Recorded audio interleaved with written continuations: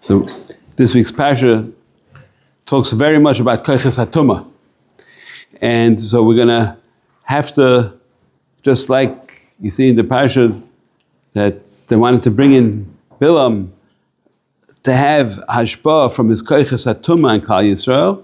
Amasa HaKadosh Baruch Hu, he turned it around. So I'll first say a Maisa showing you how koiches that come from tumah could be nepach to kedusha. There was in Yerushalayim, probably 100 years ago, there was a Maggid Shir who said Shir every week in the Sharei Chesed Shul in Yerushalayim. And they noticed that there was, amongst the people who came to the Shir, there was one guy who came over from Russia and who didn't really know much about learning, but he came, in Shiurim in general, people show up sometimes more, sometimes less. So this one guy who came from Russia, he came every single day, never miss. And also the guy, he seemed a little bit strange, because first of all, he didn't know how to learn, so every day he came, he fell asleep in the middle of the shir.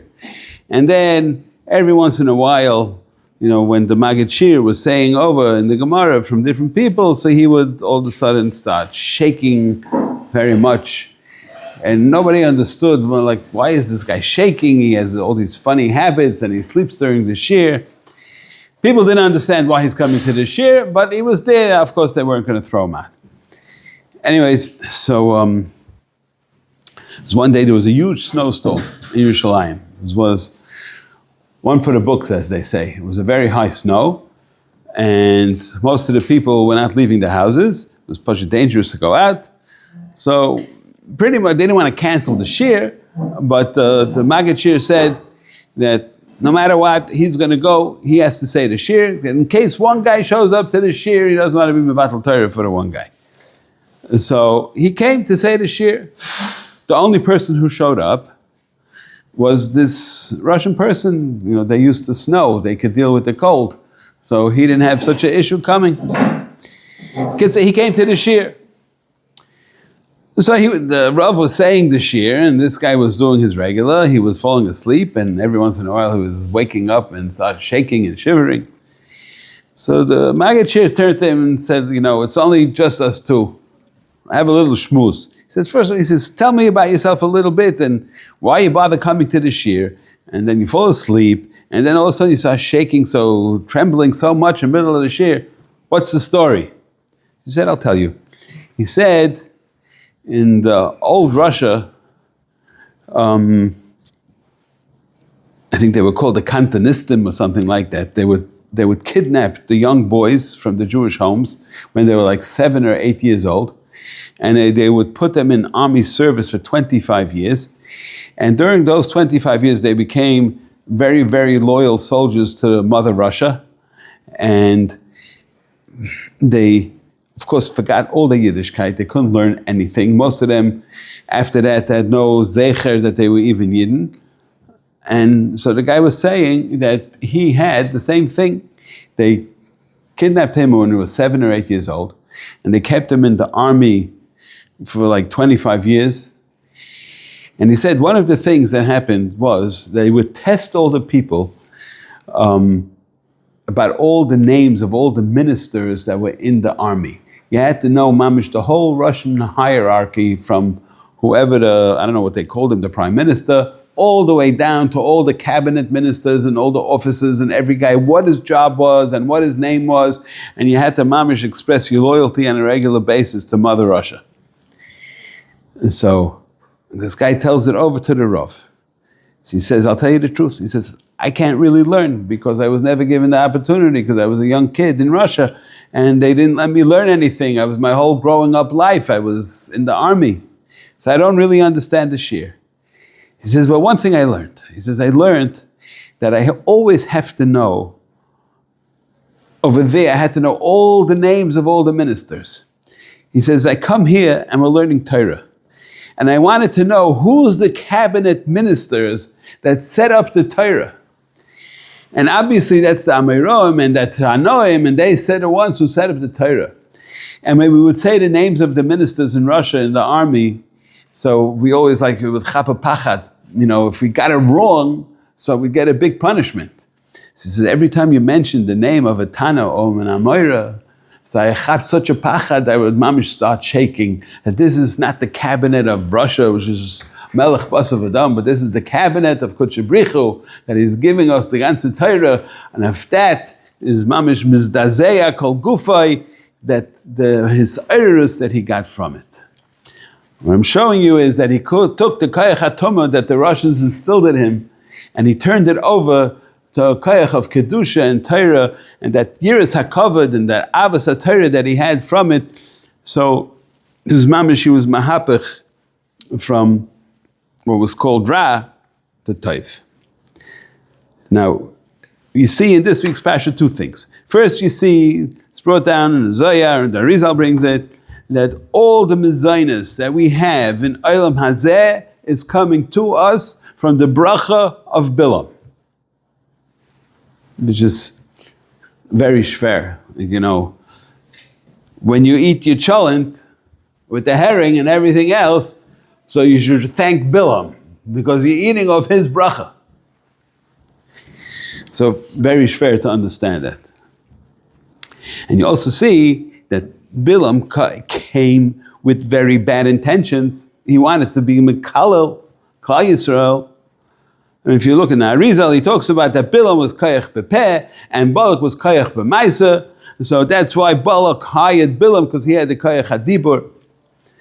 But without going into that detail, I wanted to go a little bit more so in the Musa Shabbai than in the Kabbalah Shabbai. How is it that we all anane from the bracha of Bilam HaRasha? So of course, Bilam HaRasha, if he gave a bracha of Olam Hazeh, he did not have good intentions for us. His intention was, of course, to be Oiked Torah from Klal Yisrael. And as we know, any time you have a Riboy Gashmi, so it's equivalent to a Riboy or Chisarin Ruchni. I mean, what's the biggest Taiva B'Hayalma? As we know, the person has too much money, so Torah Hin, Torah Her, it's a bissel gel kimtis nicht, as they say, right?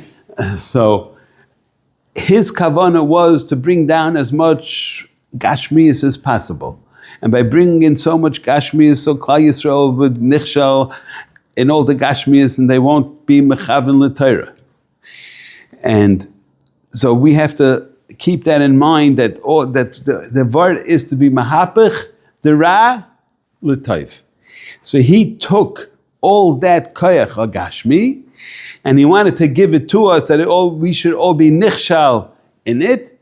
And then, so what's our counter to it? That every time we eat, that we're eating with kavana, that we should say it or think it at least, that everything that we're doing, that we have taivas achila, but we also have to eat and sleep and all the things that we do, we're doing it l'shem shemayim, so we're mahapich that bracha of mezainis, of gashmiyas, and we're turning it into a ruchni, so that every time that we eat something, we'll get a schar for eating. And you see that also by the halacha of eating by a table, as we know that ochitzaini is yonik from kedusha.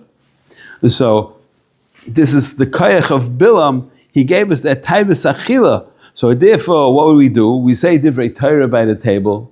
So that's first of all turning it from a strictly gashmi to a ruchni, and we're taking away that yenikas chitzainim, which is yonik from the kedusha, and we're turning the entire thing into kedusha. So that's why we're taking away that what Bilam gave us, that bracha for the ruchni, for the gashmi, is we are taking it and turning it over to the ruchnius. You see a raya ledavar. What was a big chelik of the bracha that Bilam gave us, and that's the only one, it's brought down in this farm, that's the only one that's still used on a regular basis today, and that is the bracha of Matoivu Ayalecha Yaakov. Because Matoivu Ayalecha Yaakov is miramis to us that inyan of Torah. Because where is Oyel Yaakov? Oyel Yaakov is obviously in the Ahola Shel Torah, where we sit and learn a whole day, and that is giving us the kaiches to continue, and part of it yet you see is that the Matoivu Ayalecha Yaakov, because Torah is nitzchi, so therefore that bracha, that Bilam gave to us, which also you see that it was the hipuch of Ra, of the Klola. It was Mahapachet L'Toiva to say, Matoiva Ayhalachi Yaakov.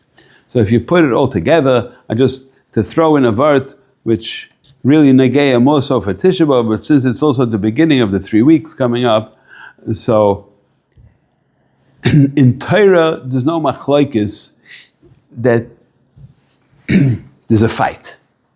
In Torah there's no fights. You can see two guys fighting and learning, but they're still best friends.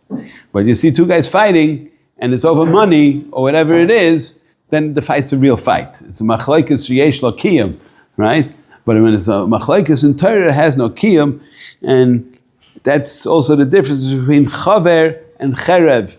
That when it's Torah, everything is bechibur echad. The people are bechibur echad. The Torah is bechibur echad. But when there's a period when when it's not for Torah, for it's tam, it's for gashmis and for other things, then there's a period, and then is charav, and that's what Bilam tried to do. He wanted to make the Klal Yisrael should be charav; they should no longer exist, and then it was turned to what afka to Matoiva Ayhalachi Yaakov, that Koyach HaTorah is the Netzach Yisrael, and that now we should all be zeicha.